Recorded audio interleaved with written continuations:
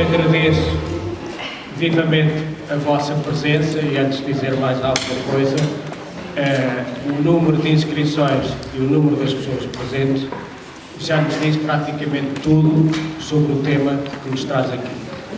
Eu quero agradecer também à Comissão Pedagógica do Centro de Formação da Instituição de Escolas de Sintra, que se predispôs a discutirmos em conjunto este tema. Agradeço, desculpa começar pelos agradecimentos, mas isto também é fundamental, à direção da Escola Secundária de Bem Martins, que embora o evento não se realize lá, se disponibilizou e teria tudo preparado para nos apoiar, mas devido ao número de inscrições, nós tivemos, no dia e na hora em que encerramos as inscrições, e tivemos mais pedidos de inscrições, tínhamos 176 pessoas inscritas, o que é de facto um recorde neste tipo de eventos. Agradeço também à direção do Agrupamento de Escolas de Santa Maria, que prontamente se disponibilizou para nos ter este espaço. Agradeço especialmente ao professor João Camacho, amigo de longa data do Centro de Formação da Instituição de Escolas de Sintra, e que, mais uma vez, nos deu uma ajuda preciosa na realização deste encontro. Agradeço à Raiz Editora, à Câmara Municipal de Sintra, que eu também agradeço a presença do diretor do Departamento de Educação, o Dr. Frederico, que não quis estar na mesa, mas que nos honra com a sua presença no meio público, e esperemos que nos honre também dizendo algumas palavras, nem que seja na parte do debate, se não puder estar. Agradeço também a todos os oradores e agora esperemos que seja um bom dia, porque é 24 de maio, no sábado, depois de uma semana de trabalho, tiramos tempo ao lazer, à família e alguns vão ter uma sobrecarga de horas na correção de testes e outras coisas, que é a agrura da nossa profissão. A violência escolar é um tema com muitos anos. São imensos os estudos desenvolvidos desde a década de 1950. Com o passar do tempo, a situação foi-se agravando, assumindo hoje uma dimensão preocupante, com reflexos claramente negativos na vida escolar em geral, no rendimento escolar dos alunos e no desempenho profissional e pessoal dos professores. Para estes últimos, é sem dúvida alguma a principal fonte de esgotamento físico e psicológico. No que diz respeito à sala de aula, no último estudo, e um estudo realizado já neste ano letivo, depois de analisadas as respostas de 1.500 professores, conclui-se que mais de 8 em cada 10 professores inquiridos, 84%, consideram que a indisciplina aumentou nos últimos anos. 2,5% entende que a situação está melhor. 11% acha que a situação se mantém inalterada. As atitudes perturbadoras que obrigam a interromper a aula, roubando muito tempo ao ensino, no caso de alguns professores, roubam cerca de 40% do tempo da aula. Em alguns casos, perdem mais de metade, e há grupos em que a percentagem chega a atingir 80%, 90% do tempo de aula. Na verdade, do recreio à sala de aula, a situação agrava-se dia a dia. Sobre esta problemática, criam-se hábitos, fundamentam-se as mais diversas teorias, fomentam-se silêncios e colunas de fumo que impedem que, de forma clara e elevada, se possa defender o assunto. Defendem alguns, para meu espanto, e devia ser para nosso espanto, que é melhor não dizer nada, porque se revelamos o problema, estamos a pôr em causa a escola pública. Pensamos que a posição correta é enfrentá-lo, divulgando, estudando e conhecendo a sua verdadeira dimensão, discutindo e procurando soluções. É isso que queremos fazer aqui hoje e agora, ouvir, participar, debater de forma elevada este constrangimento que tanto afeta as nossas vidas e, sobretudo, a vida das escolas. Queremos que todos os intervenientes no processo de ensino e aprendizagem e na vida das escolas tenham voz ativa. Queremos e desejamos que mais do consenso sobre este tema haja senso. Bom trabalho a todos e vamos dar início às participações. E o primeiro orador é o Dr. António Lopes, sociólogo e formador na área do bullying em contexto escolar. Bom dia a todos. Antes de iniciar, deixem-me só fazer um comentário que há pouco estava aqui a fazer também com outros colegas. É que realmente nós homens somos uma espécie em via de extinção. Basta olhar para a sala, imediatamente do ensino. E, portanto, enquanto não somos totalmente extintos, permitam-me que possa dar um bocadinho o meu contributo para o sábado. É sempre muito importante, como é óbvio, ver uma sala cheia, um sábado de manhã. É sinal que realmente esta temática, eu penso assim, nos interessa a todos e é esse o interesse deste debate. Eu passarei a ler uma intervenção escrita que orientará, no fundo, o conjunto de ideias que gostaria de partilhar convosco. E depois, penso que o interessante será, de acordo com tudo aquilo que nós aqui debatemos, que os especialistas são as pessoas que estão aqui na plateia, são aquelas pessoas que no dia a dia enfrentam esse problema e não quem vem aqui apenas contribuir com algumas ideias. Antes de mais, eu gostaria também de agradecer, como é óbvio, o convite ao Dr. Luís Sérgio Mendes. Eu não sou de forma alguma um especialista nestas matérias, sou alguém que, sendo sociólogo e tendo alguma especialização na área da sociologia da educação e dando formação também nestas questões do bullying e da violência e nas questões da família também, gostaria aqui de partilhar convosco algumas ideias e depois, no fim, obviamente, ouvirmos também, porque isso é que é importante. Portanto, eu passaria a ler então essa intervenção. Eu acho que é importante que todos nós reconheçamos que apenas no século XIX e XX, apenas nos séculos XIX e XX, se deu uma expansão grande da escola, a todas as classes sociais. Em Portugal, a expansão da escolaridade só aconteceu após o 25 de abril de 74, e sendo na década de 80 que se registrou uma explosão demográfica da população escolar em Portugal. Hoje em dia, a educação acaba por estar intimamente ligada a uma ideia de criação de desenvolvimento económico, criação de riqueza e empregabilidade. E é cada vez menos vista como um valor em si, como dizia Platão. Vivemos, portanto, tempos muito complexos. Obviamente, terão de se refletir na escola que temos. Estamos integrados numa sociedade onde parece não haver tempo para nada, onde a violência se banalizou junto dos jovens, na TV, no cinema, na música, nos jogos eletrónicos e onde impera o facilitismo. Detenhamos-nos, portanto, um pouco a analisar o contexto onde a escola, a nossa escola, a vossa escola, se insere. Portugal. Um país pobre.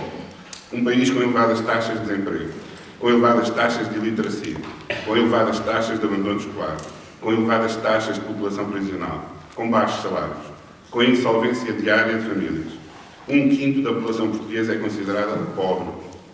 Entre 1995 e 2000, logo, muito antes da atual crise, que certamente vai agravar este problema, 46% dos portugueses passaram por uma situação de pobreza.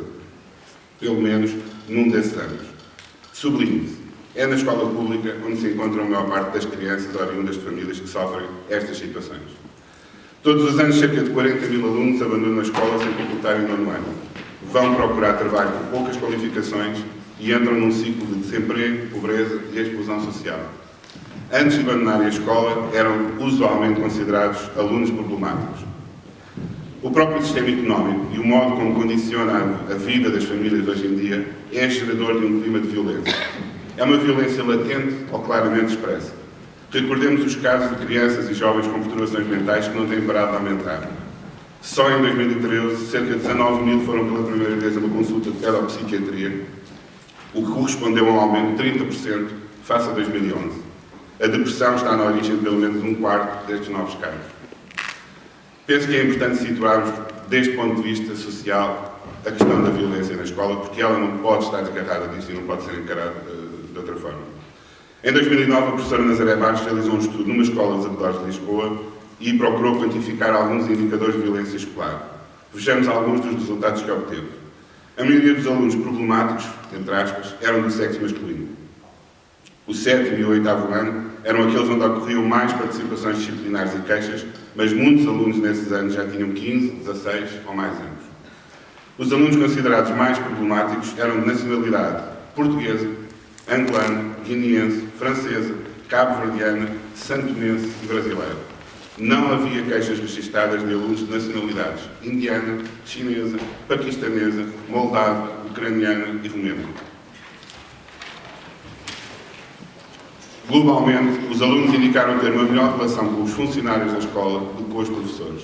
Maior proximidade, estabelecimento de laços de amizade. A indisciplina, a violência, o bullying são assim fenómenos complexos e têm causas externas e internas à escola. Têm raízes sociais e culturais diferenciadoras, como procuramos ilustrar de forma breve. Recorde-se que a própria Organização Mundial de Saúde sublinha desde há muito a prevenção da violência como um elemento relevante numa escola promotora de saúde. Segundo esta organização, a violência afeta o bem-estar e o potencial de aprendizagem de milhões de crianças em todo o mundo e constitui realmente um problema social e económico para os países. A violência é aprendida e, por isso, é capaz de ser desaprendida. E a avaliação dos trabalhos de prevenção da violência nas escolas demonstra que existem resultados promissores nesse âmbito. Nos últimos anos há um fenómeno que tem vindo a assumir especial relevo no contexto da violência da escola, e todos nós já ouvimos falar, o bullying. Em 1968, o zoólogo Conrad Lorenz usou pela primeira vez o termo mobbing, assediar, cercar, relativamente ao ataque coletivo de um grupo de animais contra um outro animal de uma espécie diferente. Na Escandinávia, o termo passou a usar-se perante situações de violência na escola, até que em 78, Dan Olvois definiu os termos de bully, o brigão, o agressor, e de bullying, a ação de intimidade, e esteve na origem de uma campanha nacional anti-bullying que se realizou na Noruega em 1993. Embora existam várias definições, podemos dizer de forma genérica que o bullying é um processo de intimidação sistemática por parte de uma criança ou de um jovem em relação ao outro que não tem forma ou recursos para se defender. Estamos perante uma situação de bullying sempre que exista intencionalidade de comportamento, isto é, tem um objetivo que é o de provocar mal-estar e de ganhar controle sobre o outro. Esse comportamento é conduzido repetidamente e ao longo do tempo. Não ocorre uma vez, não há uma situação isolada, não há uma bolha temporária e passa. Existe um desequilíbrio de poder. Os agressores veem as vítimas como um alvo fácil. Segundo os especialistas, o bullying inicia-se no jardim de infância. Atinge o seu auge no segundo e terceiro ciclo do básico e declina claramente no ensino secundário.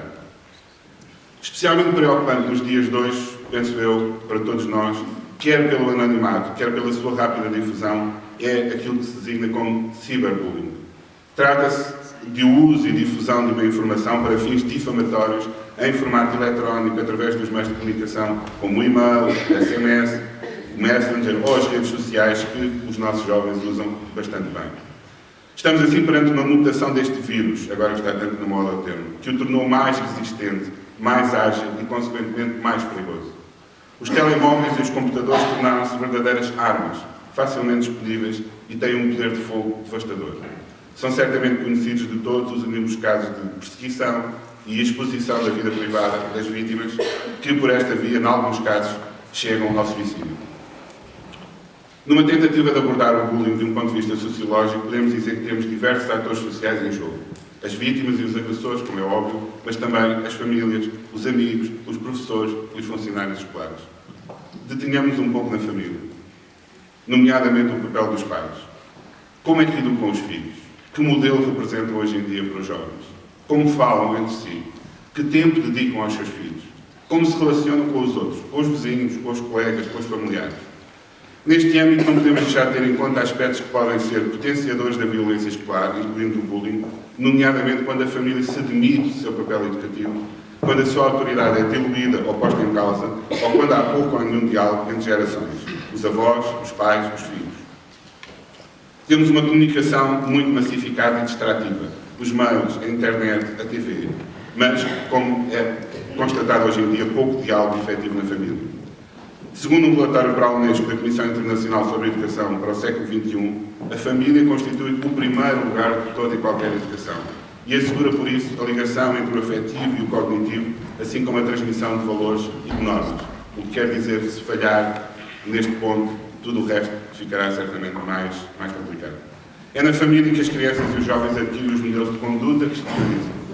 A pobreza, a violência doméstica, o alcoolismo, a toxicodependência, a desagregação dos casais, a detenção prisional de alguns familiares, tudo isso deteriora o ambiente familiar. E estes jovens transportam para a escola isso. Os jovens que vivem estes problemas sofrem ou exercem violência sobre outros. Há também famílias que participam diretamente em situações de violência. incapazes de lidar com a violência dos seus filhos, acusam os professores de não os controlarem, instigando essa agressividade e, em muitos casos, tornando-se eles próprios violentos para docentes e funcionários escolares. Portanto, este é um ator central. Sem, obviamente, esquecer a sua integração com todos os outros, que estratégias traçar para combater este tipo de violência na escola? Reprimir ou prevenir? Que é um aspecto que muitas vezes se vos certamente coloca. Ou ambos. E com que meios fazê-lo? Com que agentes envolvidos? Ao longo do tempo foram definidas medidas e opções políticas para prevenir e para alguma intervenção social e também no plano disciplinar e sancionatório. Todos os presentes certamente se lembram dos programas de prevenção e segurança, como o Observatório de Segurança na Escola, em 2005, a Escola Segura, 2006, a Intervenção Pedagógica e Social, o Programa Escolhas, as Comissões de Proteção de Crianças e de Jovens, que podem intervir socialmente na abordagem de problemas implicando o recurso a tribunal, e intervenções também de índole disciplinar e sancionatório, o Estatuto do Aluno de Ensino Básico e Secundário, com a definição de regras e sanções. Muito recentemente, o CDS-PP apresentou uma proposta que visa o agravamento do regime sancionatório aplicável aos crimes cometidos em ambiente escolar, estudantil ou nas suas imediações. Igualmente, o PCP veio anunciar a preparação de uma iniciativa legislativa que aponta para a criação de gabinetes pluridisciplinares centrados na prevenção. Parece ser claro que prevenção e medidas disciplinares deverão ser consideradas em conjunto. Contudo, tal como referimos anteriormente, sendo este um problema com múltiplos atores sociais e com diversos patamares de intervenção, as estratégias a seguir não podem ser exclusivas do território escolar, como infelizmente muitas vezes acontece. Tem que se envolver a comunidade, tem que se envolver a família e as escolas, obviamente, que, sendo fundamentais, são apenas uma parte da resolução. No que diz respeito à escola, deve criar-se um ambiente baseado numa fórmula que muitos autores e especialistas indicam: regras, direitos e responsabilidades. Regras deixando bem claro que quem tem a autoridade são os pais e os profissionais da escola e que não são toleráveis situações de bullying. Direitos, porque todos os alunos têm direito a um ambiente seguro e protegido, pelo que as vítimas de bullying estão a ser impedidas desse direito. Responsabilidades. Os educadores são responsáveis pela supervisão e vigilância, devendo eliminar o medo dentro da escola. Mas os alunos também têm de ser responsáveis por respeitar os direitos dos seus colegas e também dos outros membros da comunidade escolar. Mas o problema vai para além da escola, como falámos há pouco, que é um sistema que interage com outros. Se se fizer alguma coisa ao nível da escola sem se mexer nos outros atores sociais ou sem os enquadrar no modelo, nada se resolverá. Também a comunidade é importante, pela facilitação ou não do acesso a drogas, a armas, a álcool, o ambiente de pobreza que existe ou não e que enquadra a comunidade escolar, a degradação do ambiente urbano, a tolerância face à violência, todos estes fatores vão potenciar a violência escolar. Ao nível da família, a escassa supervisão dos pais, a carência de atenção ou de afeto aos seus filhos, as punições exageradas ou cruéis, os conflitos familiares e, infelizmente, hoje em dia, a escassez de recursos financeiros que gera uma violência latente e grande relativamente à família. As respostas a dar devem considerar estes interlocutores e esta multiplicidade de situações. No que diz respeito à comunidade escolar, há alguns pontos que eu penso que podem constituir uma resposta à violência escolar, nomeadamente ao bullying. Em primeiro lugar, uma avaliação do problema na própria comunidade escolar, através do inquérito realizado junto de professores, junto dos pais, dos alunos e dos funcionários, porque só se consegue combater o fenómeno tendo uma noção da sua dimensão e da sua relevância. O estabelecimento de um código de conduta para os alunos com sanções, sim, com sanções, não hostis, obviamente não físicas, mas que não sejam sistematicamente ignoradas, dando ao agressor a sensação de impunidade. Esse é um problema, porque muitas das vezes o próprio agressor sente essa impunidade, isto é, nunca se aplica realmente nenhuma sanção. O envolvimento dos pais através de programas de educação para os próprios pais e atividades de debate, de formação sobre o problema do bullying. O desenvolvimento de parcerias com as autarquias, com os centros de saúde, com universidades, com associações de pais, que possam também, com os recursos disponíveis, debater a questão. O incentivo a uma boa comunicação entre professores e pais, de modo a estabelecer e reforçar as regras e evidenciar uma atuação conjunta contra as situações de bullying. O desenvolvimento de ações de formação destinadas aos funcionários da escola sobre o que é o bullying e o seu envolvimento na identificação dos jovens em risco, sejam vítimas ou agressores, dada a sua proximidade e relevância junto dos alunos. A criação de serviços de aconselhamento para os agressores e para as vítimas, garantindo, sobretudo, privacidade e apoio nas situações em causa. E, por fim, a dinamização de atividades de cariz lúdico junto dos alunos, que apelem ao trabalho e ao jogo em equipa mais do que ao triunfo individual. O bullying é realmente um problema sério. Não pode nem deve ser ignorado ou minorizado. Infelizmente, a sensação que tenho é que se irá agravar nos próximos tempos, devido a todo este contexto que vivemos, que tem dificultado e que tem incrementado um conjunto de situações que vimos e que, do ponto de vista social, são potenciadoras desta violência. O atual contexto socioeconómico que vivemos é realmente potenciador desta violência e, por isso, a intervenção de uma urgência. Este é um combate para o qual devemos estar todos mobilizados, pelos nossos jovens, pelos nossos alunos, pelos nossos filhos, mas, sobretudo, para que todos tenhamos uma escola pública de qualidade. Muito obrigado pela vossa atenção.